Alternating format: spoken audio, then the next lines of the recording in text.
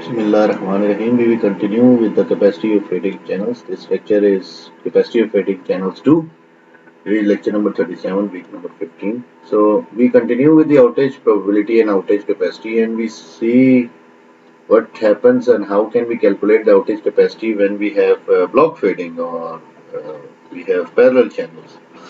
So suppose we have block fading model. What is block fading model? Block fading model in which is the model in which a block of data is going through a constant channel or is being multiplied with a constant channel, and the channel changes identically independently distributed from block to block.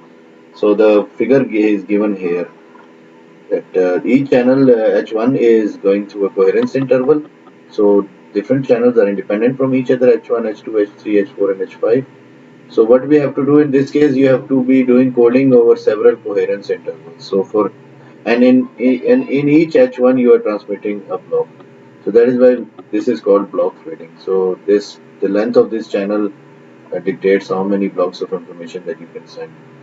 So suppose we code over L such blocks. So it means that each block has the capacity of sending TC symbols. That is called coherence time.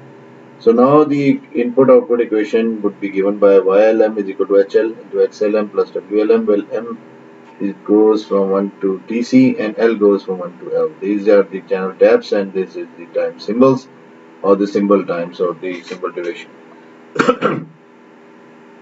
Now the average power constraint P for each block is given by the power constraint LP over L blocks. So this can be modeled as a set of L parallel channels.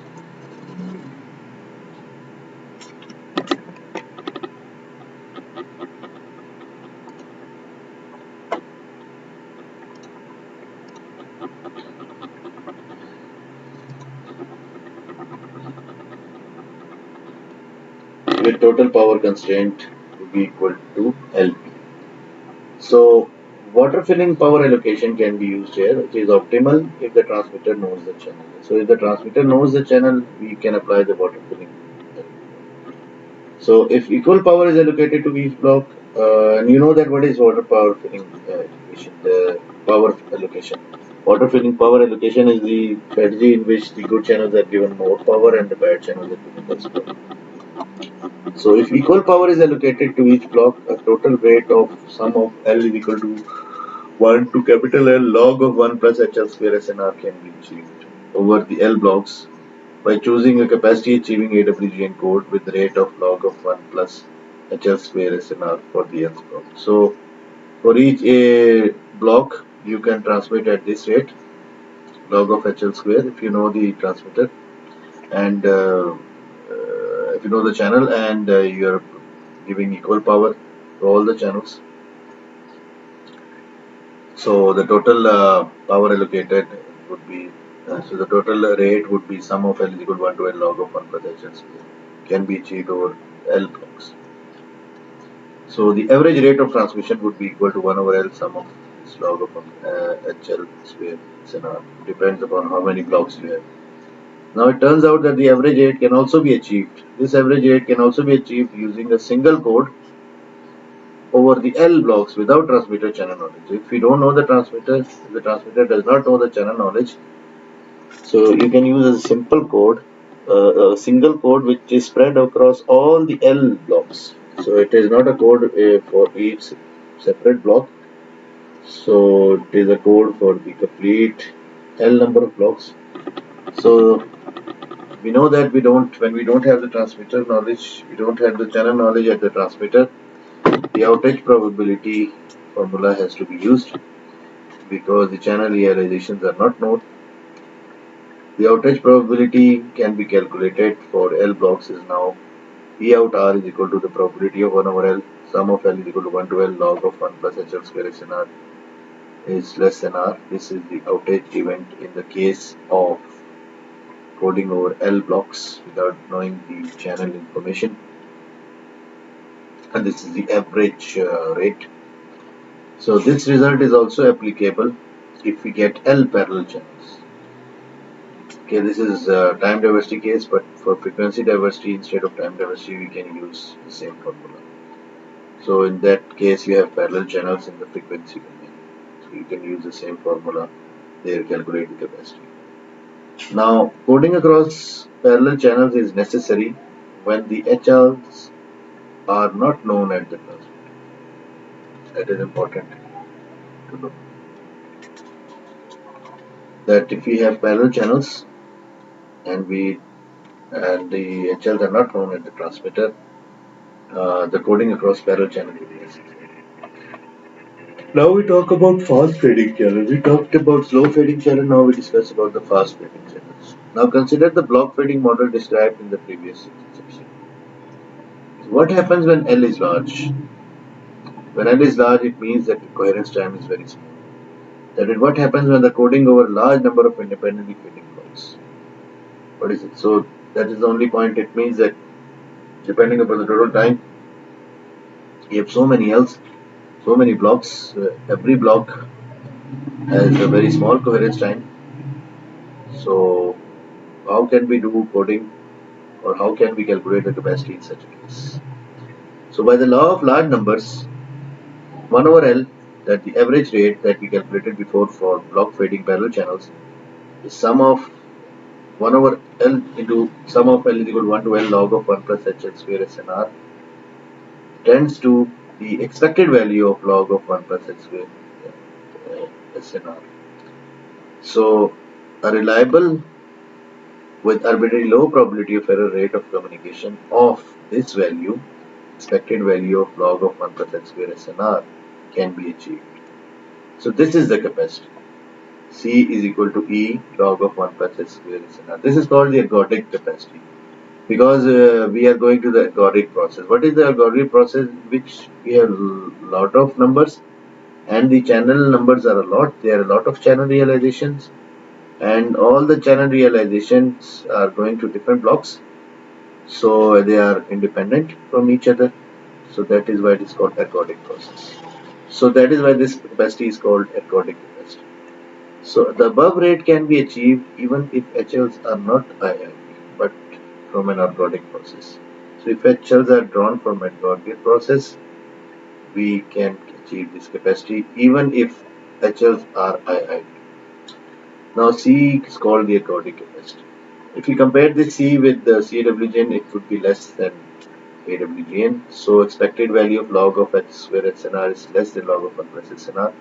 Now by Jensen's inequality, expected value of log of 1 plus H square SNR is smaller or equal to log of expected value of 1 plus H square SNR, or that is equal to log of 1, because expected value of 1 is 1 plus expected value of H square SNR. So expected value of H square is equal to 1. So this is equal to log of 1 plus SNR. So that is why this expected value log of 1 plus H square SNR is smaller or equal to log of 1 plus SNR, which is basically the AWGN capacity. So either it is equal to AWGN capacity or less than AWGN capacity.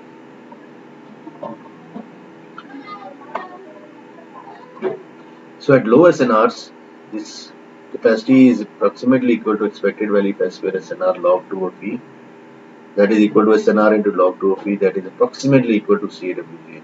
So at low SNR, this ergodic capacity for fast fading channels is given by AWGN capacity. So at higher SNR, this C is approximately equal to the expected value of log of H square SNR, that is equal to expected value of log of H square plus log of SNR.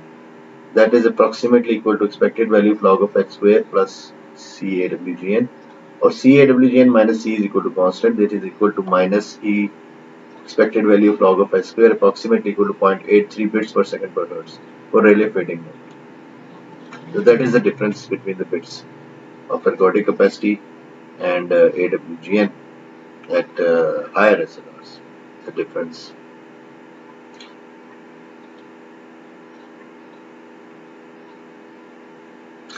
So we have other strategies for slow fading and fast fading channels, in which we have the power and the rate control using transmitter side information and channel knowledge at the transmitter. For example, if we have slow fading, now we can control the power control to achieve channel inversion and reduce outage probability. So what we do at the transmitter side, we can invert the channel if we know the channel. So for that case, we can use the optimal power strategy given by P log of 1 plus P star. This is P star H is the optimal power allocation into H square divided by N naught, that is smaller than R.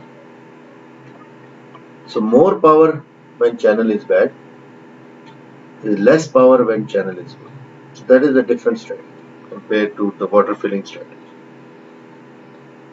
Outage can be significantly reduced if we use this strategy. For fast fading, water filling power allocation can be used.